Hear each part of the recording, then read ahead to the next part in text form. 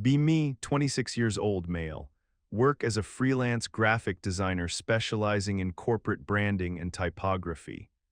Living in a high-cost metropolitan city where a studio apartment costs a literal kidney and half a liver. My lease was up for renewal and my previous roommate, a quiet guy named Dave, moved out to live with his fiancée. Panic set in immediately because I could not afford the rent on my own without eating instant noodles for every meal. Spent 3 weeks scouring housing groups on social media and Craigslist. Sifted through dozens of applicants who were either aspiring DJs who practiced at 2 a.m. or people who collected exotic reptiles. Finally received a message from a girl named Alara, 24 years old, female. Her profile picture was an anime character, which should have been my first red flag, but I was desperate. We met for coffee to check the vibe before signing anything. She arrived 15 minutes late. She was wearing oversized headphones around her neck, a black hoodie 3 sizes too big, and sweatpants that looked incredibly comfortable but slightly dusty. She held her phone like it was a life support system. She didn't make eye contact when she sat down. "Hey, I'm Alara," she mumbled, looking at a notification on her screen. "Nice to meet you, I'm Kieran," I said, trying to be professional and welcoming. She scrolled for another 10 seconds before glancing at my chin, not my eyes. "So, the room, it has high-speed internet access, right?" "Like fiber, yeah, gigabit connection," I confirmed. "Okay, I'll take it," she said immediately. No questions about the utilities, the neighborhood, or my habits, just the internet speed. She transferred the deposit right there at the table. I was relieved to have the rent covered, but I had an uneasy feeling in my gut. I had just signed a lease with a ghost. Fast forward 2 months into the living arrangement. Calling Alara chronically online was an understatement. She was digitally indigenous. She did not just use the internet, she resided there. She worked from home as a content moderator for a massive social media platform and also managed a Discord server for a semi-famous streamer. Her existence was confined to the 4 walls of her bedroom. She had blackout curtains taped to the window frames to prevent even a single photon of sunlight from entering. Her desk was a cockpit of monitors, ring lights, and mechanical keyboards. I would wake up at 7 in the morning to make coffee. The apartment would be silent except for the faint, rapid-fire clicking coming from her room. Click, clack, enter. She typed with a ferocity that suggested she was fighting a war. Usually around 8 in the morning, she would emerge for hydration. She shuffled into the kitchen like a Victorian orphan who had just seen a ghost. Skin pale, almost translucent, dark circles under her eyes that looked like bruises. Headphones always on, blasting something I couldn't hear. "Morning, Alara," I would say. She would stare at the coffee machine, waiting for it to brew, thumbs scrolling frantically on her phone. She wouldn't hear me. I would tap the counter. She would jump, slide one ear cup back. "What?" I said, "Good morning." "Oh, hey," slide cup back. Eyes back to the screen. She would grab her mug and retreat back into the darkness of her room. Door clicks shut. Silence returns. I felt like I was living alone but with higher electricity bills. Be me 4 months in. The isolation was starting to get to me. I am an introvert, but even I need human interaction. Alara was a black hole of socialization. I started noticing the delivery boxes piling up in the recycling. Amazon, Uber Eats, DoorDash, she never cooked. She never went grocery shopping. She never went outside. Literally, I think she went outside once a week to pick up packages from the mailroom. One rainy Tuesday, the internet went down for maintenance in our building. It was the apocalypse. I was in the living room reading a book when I heard a scream from her room. "No, no, no, no." Her door flew open. Alara stood there looking wild. "Is the router working? Mine isn't connecting." She looked at me with genuine terror in her eyes. "Maintenance," I said calmly. "They sent an email. It will be down for 2 hours." She slumped against the doorframe like I had just told her the world was ending. "2 hours, I have a raid, I have to mod a chat, the discourse is peaking right now." Come sit down, I said, patting the couch. Take a break, she hesitated, looking at her phone which was currently useless on Wi-Fi and struggling with one bar of signal. She walked over and sat on the far edge of the sofa. She looked vibrating with anxiety. So I said, closing my book, "How are you, Alara? We never talk." "I'm fine," she said, tapping her screen repeatedly to refresh a feed that wouldn't load. "Put the phone down," I suggested. She clutched it tighter. "I can't." "What if it comes back? It's just 2 hours. Tell me about yourself. Where did you grow up?" She sighed, a long, ragged sound. "Midwest, boring. That's why I like the web. You can be anywhere." "What do you actually like doing?" "Besides the internet," she frowned, thinking hard. "I used to draw," she said quietly. "Anime stuff mostly." "I'm a graphic designer," I said. "I have sketchbooks. Want to draw with me until the Wi-Fi is back?" She looked at me, then at the dead router lights, then back to me. "Okay, I guess." I got the supplies. We sat at the kitchen table. For the first 20 minutes she was twitchy. She kept checking her phone every 30 seconds, but eventually the charcoal took over. She started sketching a character. She was actually really talented. "That's amazing," I said, pointing at her drawing. "The anatomy is perfect." She didn't look up at me, but she smiled at the paper. "Thanks. I haven't done this in years." "Why did you stop?" "Posted art on Twitter once, got like 3 likes, felt like a failure. Easier to just consume content than make it." That hit me hard, the validation loop. "3 likes is 3 real people," I said. "That's not nothing," she shrugged. "On the timeline, if you don't go viral, you don't exist." "You exist right here," I said. She paused her hand. She lifted her head and looked at me. Really looked at me. Her eyes were a stunning shade of hazel I hadn't noticed because they were always reflected with blue light. "I guess I do," she whispered. Then the router lights blinked green.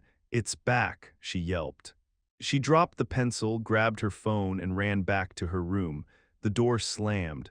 I sat there with her half-finished drawing, progress but barely, be me 5 months in. I decided to make it my mission to save her. Not in a condescending way, but because I saw the person underneath the pixels. She was funny when she spoke. She was smart. She was just trapped in a dopamine loop. I started cooking dinner for 2 every night. I would knock on her door. "Elara, food, real food, not cardboard box food." At first she refused, then she started coming out. She would bring her phone to the table. "No phones at dinner," I made a rule.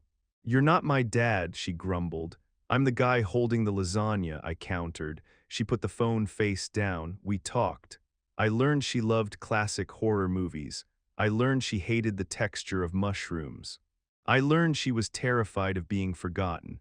"It moves so fast," she said one night, fork swirling in her pasta. "The trends change every hour. If I step away, I feel like I'm losing my grip on the world."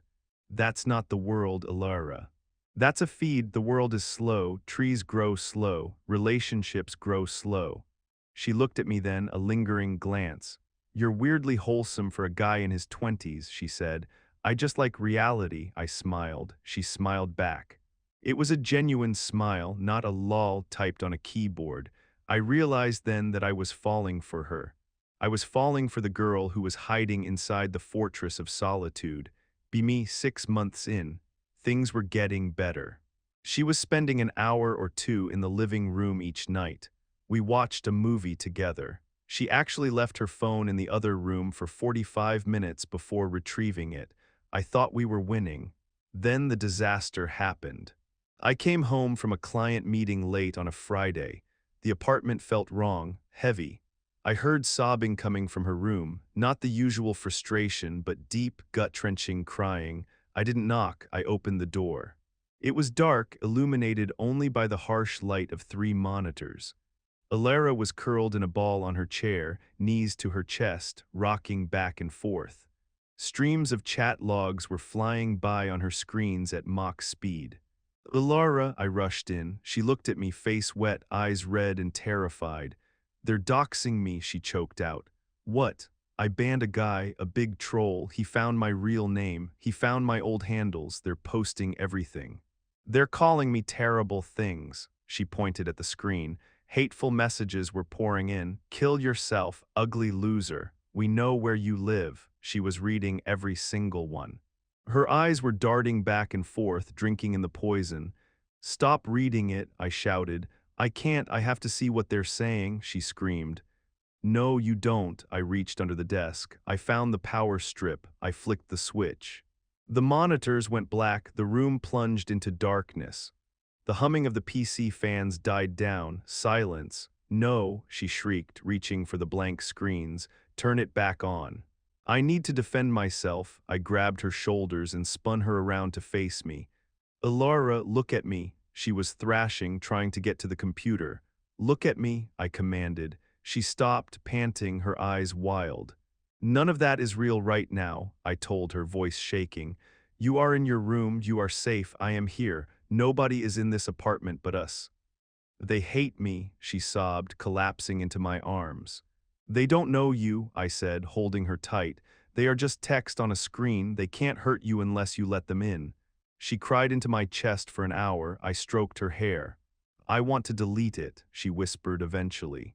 Delete what? Everything, the accounts, the server, all of it.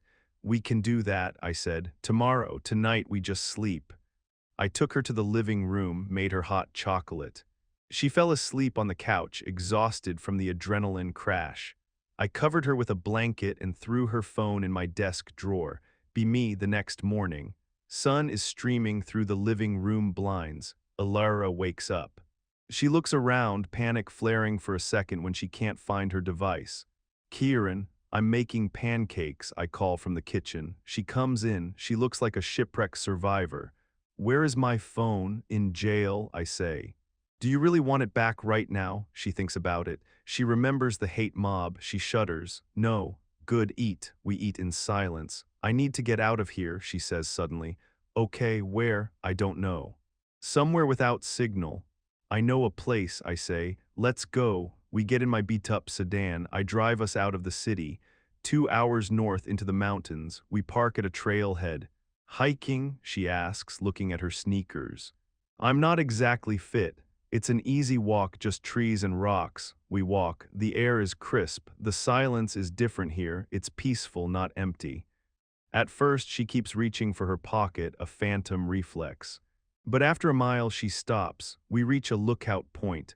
A vast valley spreads out below us, green and gold in the sunlight. She stares at it. It's high resolution, she jokes weakly. I laugh. Infinite FPS too. She sits on a rock. I sit next to her. Thank you, she says, looking at her hands. For last night, I think I would have done something stupid. I know, I say. I'm glad you didn't. Why do you care so much? She asks. I'm just your weird roommate who pays rent. I look at her. The wind is blowing strands of hair across her face. She isn't glowing with blue light. She looks real. Because I don't think you're just a roommate, I admit. I think you're brilliant and funny, and I hate seeing you waste yourself on people who don't exist. She goes quiet. She turns her head.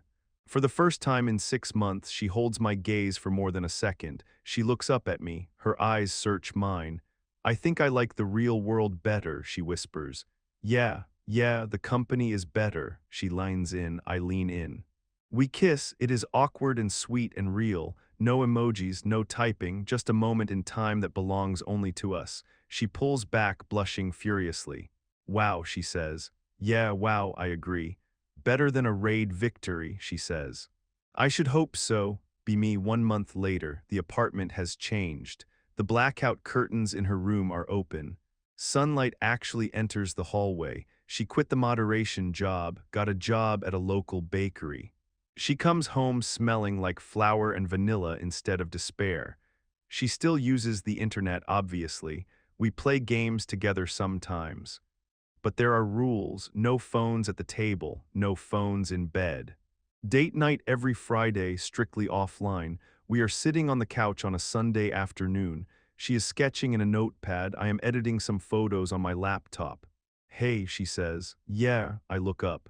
I love you, she says, casually. Simply, she isn't looking at a screen. She isn't checking a notification. She is looking right at me, her full attention. I love you too, I say. She smiles, goes back to her drawing. She sketches me. She posts it later on her new art account. Caption, my reason for looking up. It gets 12 likes. She doesn't check the count until the next day. She is too busy making dinner with me. We are laughing about something stupid I did. The internet is still there, screaming and fighting and burning. But we are here, and that is enough. Life is good. Touch grass, anons, it's worth it.